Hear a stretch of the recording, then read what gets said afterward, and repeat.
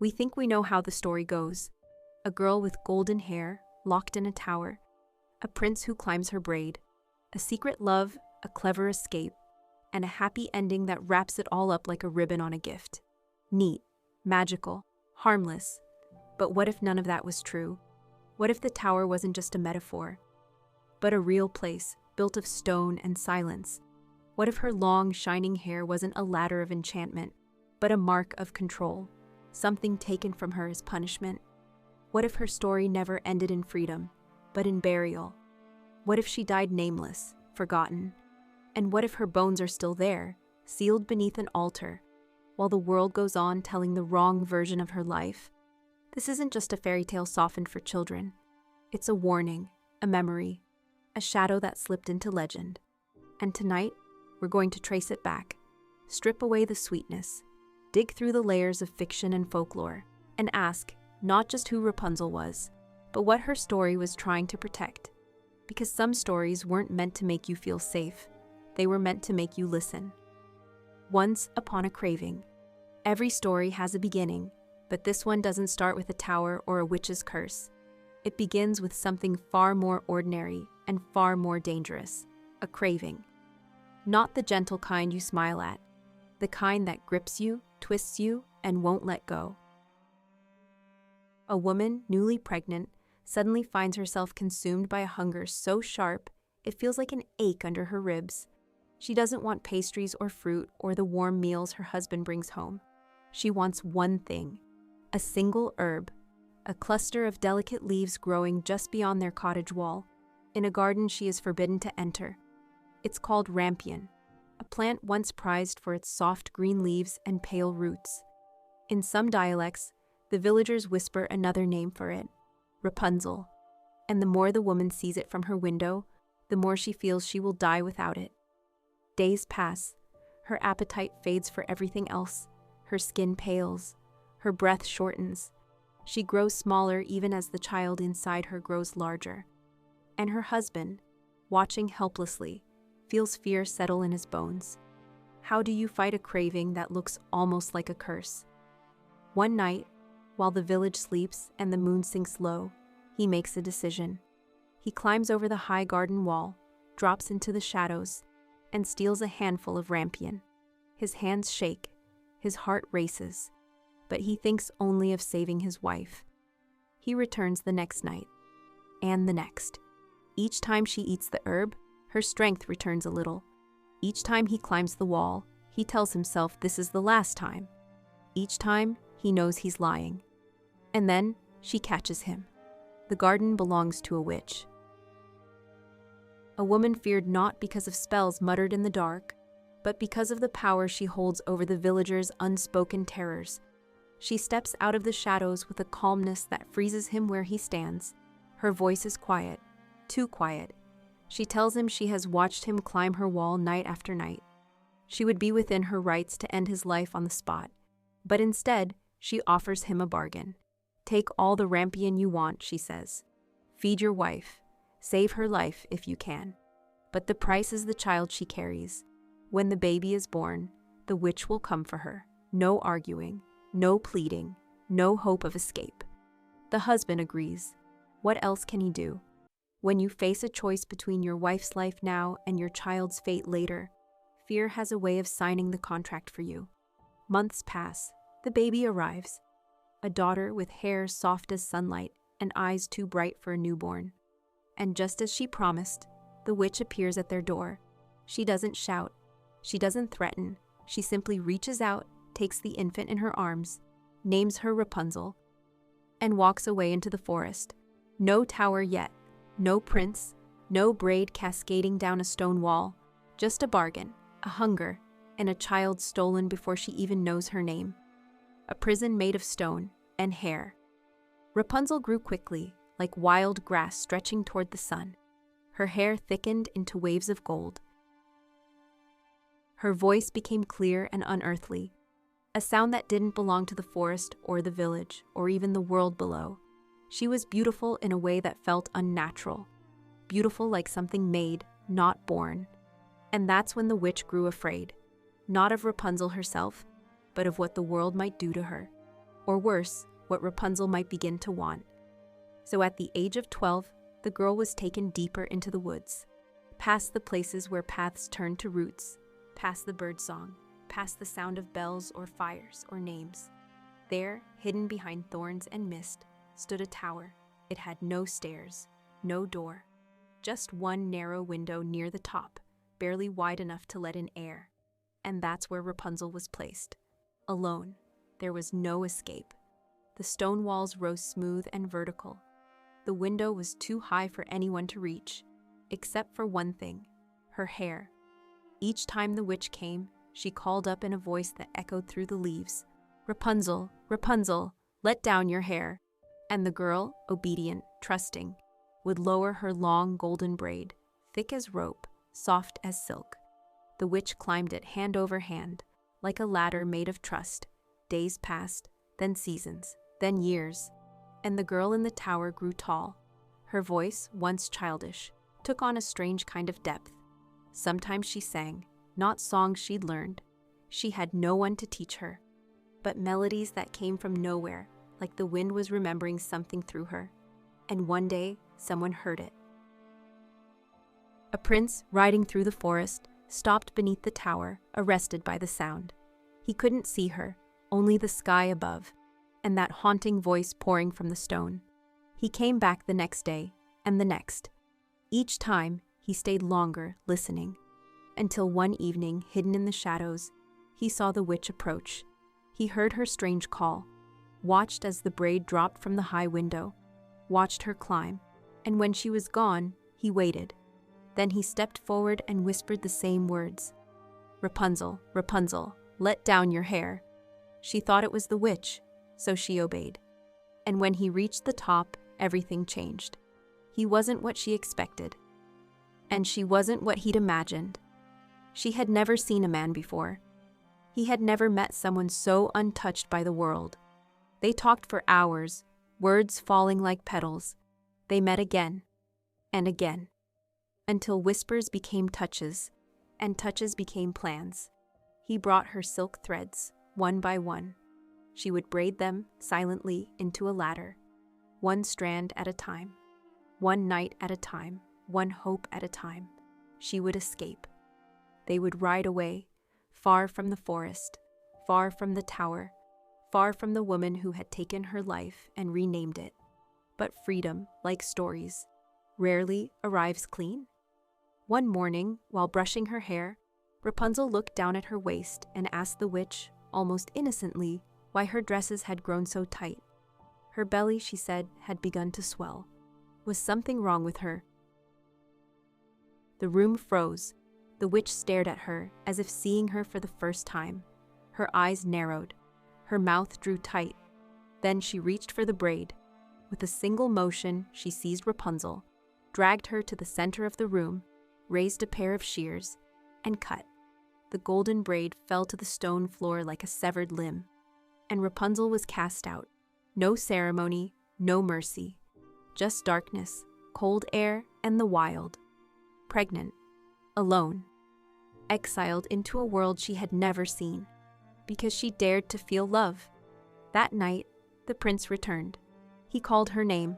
The braid fell as before, but when he climbed to the window, it wasn't Rapunzel who greeted him. It was the witch. She smiled without warmth. "The bird you loved has flown," she whispered, "and the trap you climbed has claws." Then she reached forward. The prince recoiled, slipped, fell. He didn't die, but he landed in a thicket of thorns. They pierced his eyes, ripped through skin. And when he stumbled to his feet, the world was gone. All he could see was the memory of her voice, a happy ending that wasn't always there. The version you think you know, the sweetened tale of a prince, a rescue, 2 miraculous tears, and a joyful return to the kingdom, wasn't always the one the world told. The ending we repeat today comes from the early editions of the Brothers Grimm, printed in the early 1800s, when Europe was hungry for nostalgia and nursery books, not raw truth. But the Grimms didn't write Rapunzel. They weren't inventors, they were collectors, sifting through the whispered stories of farmers, servants, traveling peddlers. and elderly women who still remembered the old ways. And the old ways were not soft, not gentle, not meant for children at all.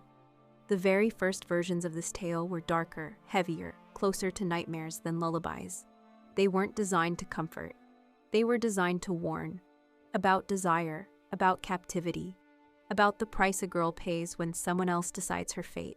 Long before the Grimm brothers picked up their pens, an Italian writer named Giambattista Basile included a similar tale in his collection published in the year 1634.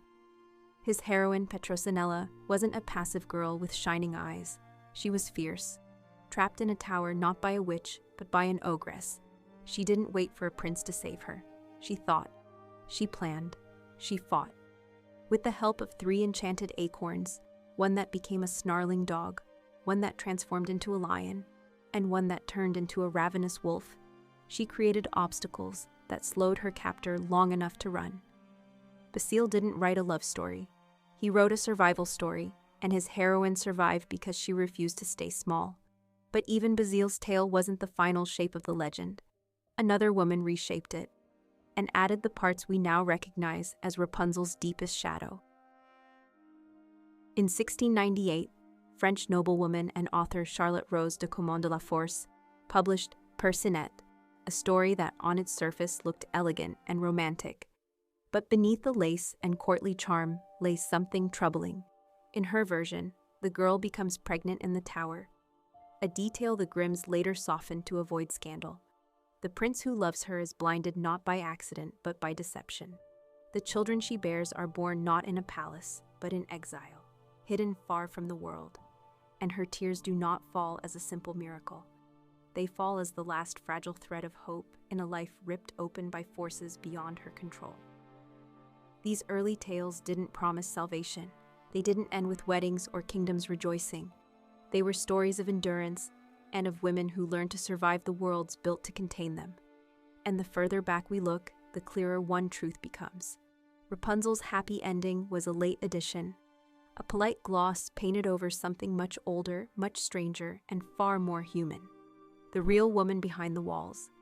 But what if Rapunzel wasn't entirely a fairy tale? What if the girl with the long hair, the stone tower, the unseen captor, what if she had a name, a time, a place? Because deep in the folds of early Christian legend, there is another story. It doesn't begin with magic. It begins with power, with silence, with control. Her name was Barbara. She lived in the 3rd century in the city of Heliopolis, a wealthy Roman outpost nestled in what is now Baalbek, Lebanon.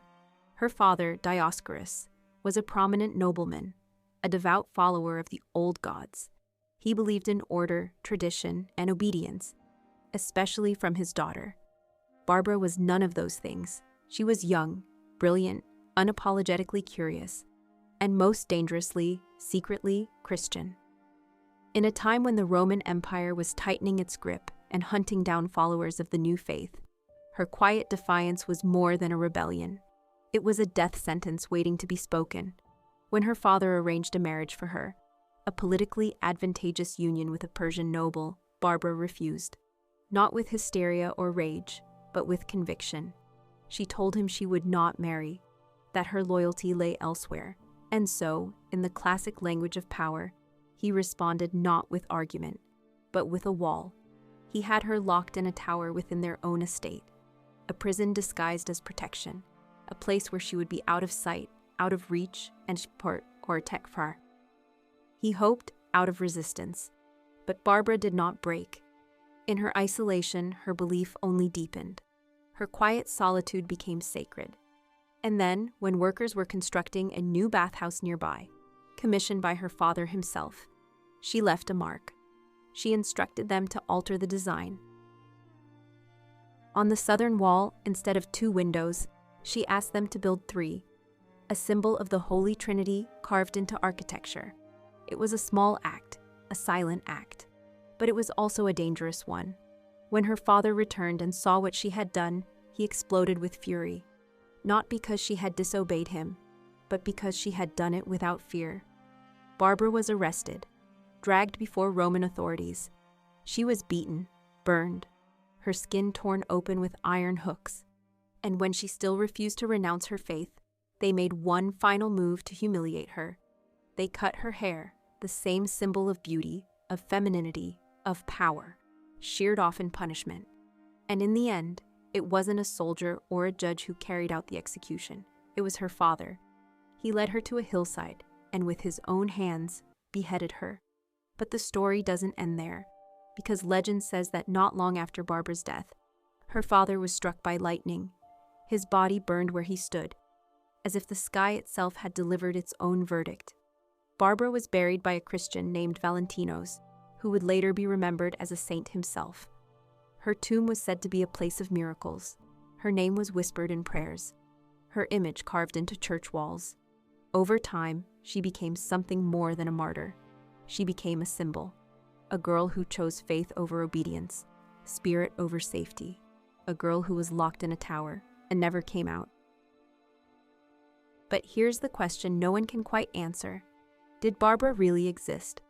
The earliest known written account of her life doesn't appear until 4 centuries after her supposed death. No official records from her time, no Roman decree, no inscriptions in stone, just a story, carried in mouths, echoed in liturgy, etched in stained glass. Which raises the uncomfortable question, if Barbara was never real, why does her legend feel so specific? Why does her story mirror the architecture, politics, and persecution of a very real time? And most haunting of all, whose body lies in her tomb? A body that shouldn't exist. The strange thing about Barbara's story is not just its violence or its echoes of Rapunzel. It's the timeline.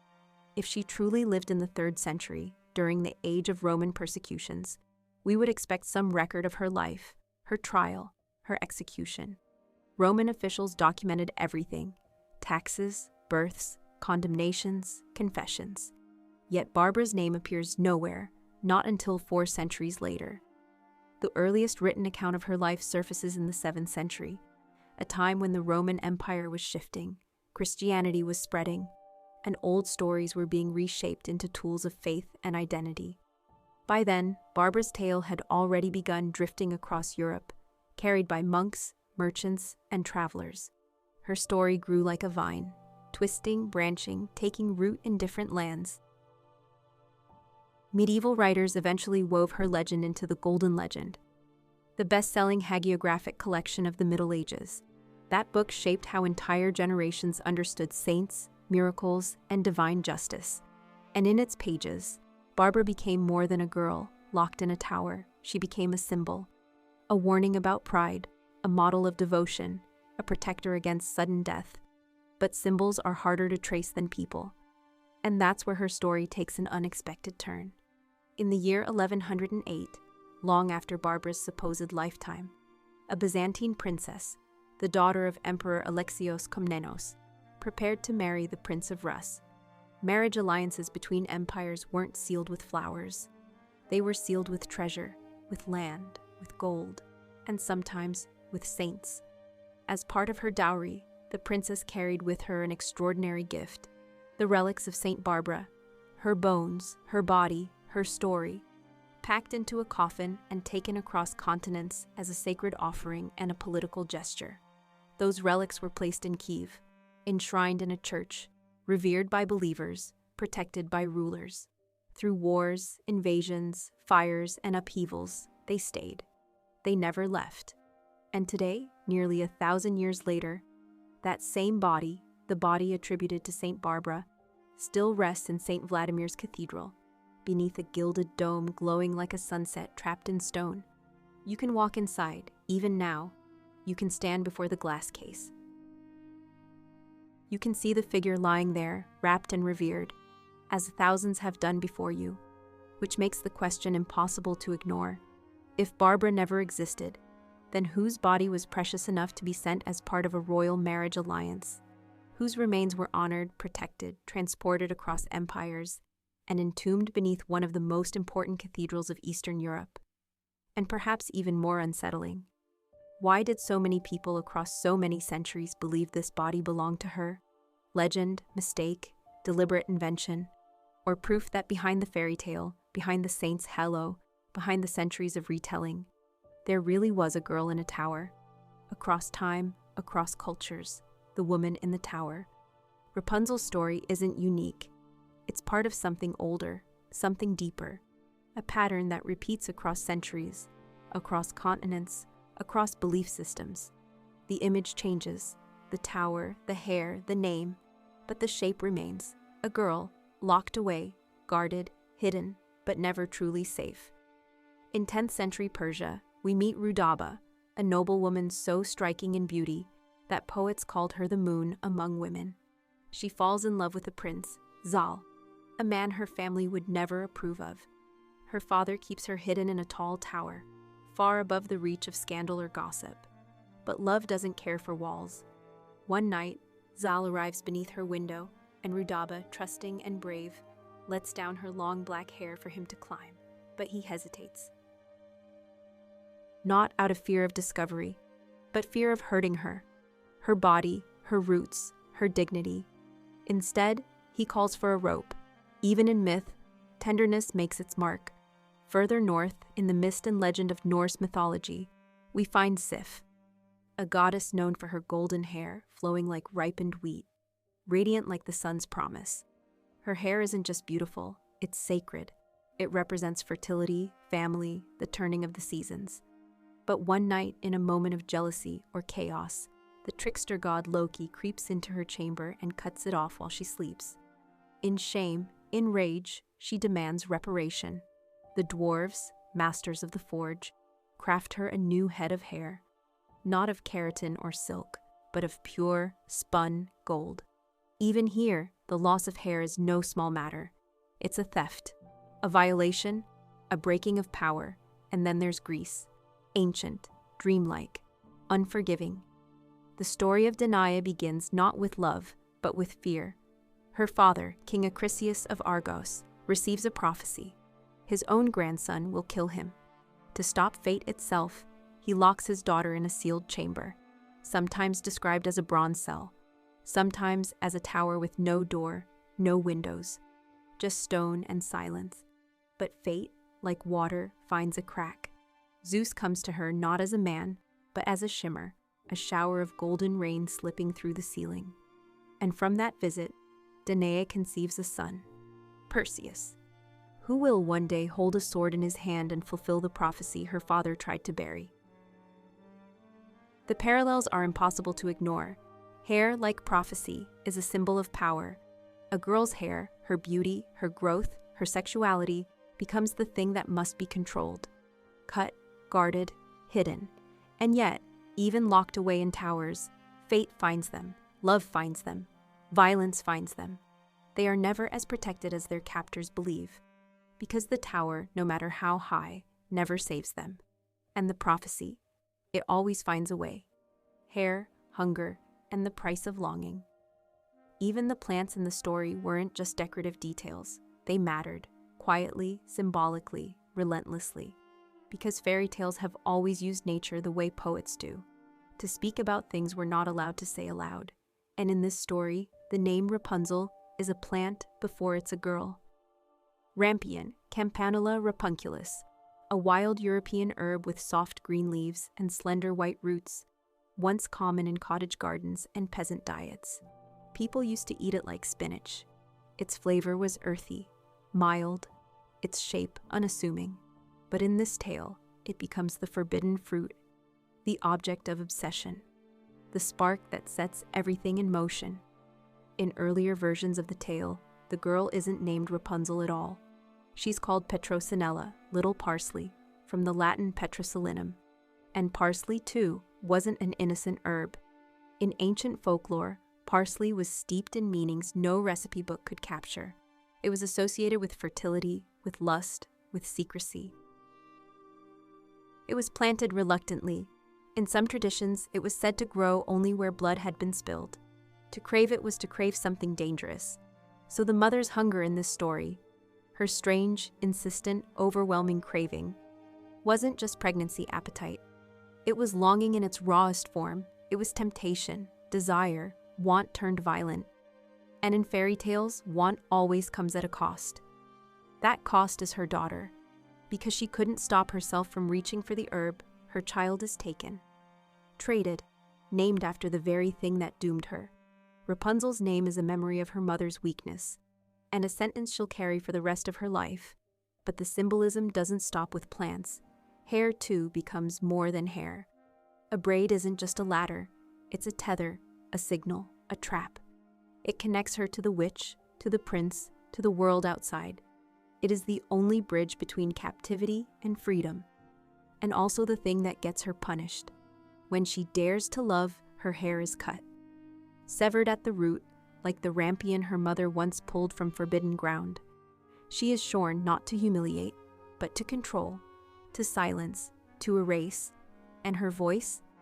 The same voice that once drew the prince to her, the voice that sang into the forest and echoed down through centuries. That voice is the reason she's cast out. Her gift becomes her curse. Her beauty becomes her crime. This isn't a tale about magic. It's about hunger and power.